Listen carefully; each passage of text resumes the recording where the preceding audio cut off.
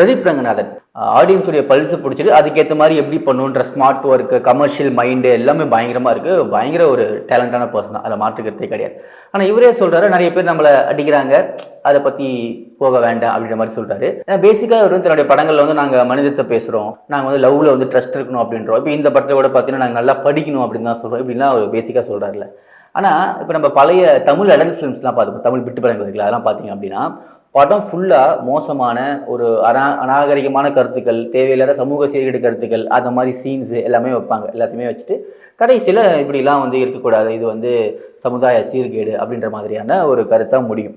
பிரதீப் ரங்கநாதனுடைய படங்களுக்கும் அந்த படங்களுக்கும் பெரிய வித்தியாசம் கிடையாது. இவருமே படம் முழுசாக டாக்ஸிக்கான, மோசமான, கேவலமான, அசிங்கந்தமான விஷயங்கள் எல்லாத்தையுமே குளோரிஃபை பண்ணி வச்சிடறாரு. கடைசியில் வந்து இப்படிலாம் பண்ணக்கூடாது, இதெல்லாம் ரொம்ப தவறான விஷயம், இதெல்லாம் நம்ம பண்ணக்கூடாது அப்படின்ற மாதிரி ஒரு கிளைமேக்ஸ் வந்து முடிக்கிறாரு. ஸோ அதனால தான் மிஸ்டர் பிரதீப் ரங்கநாதன் அவர்களை எல்லாரும் அடிக்கிறாங்க. புரிஞ்சுதா ப்ரோ?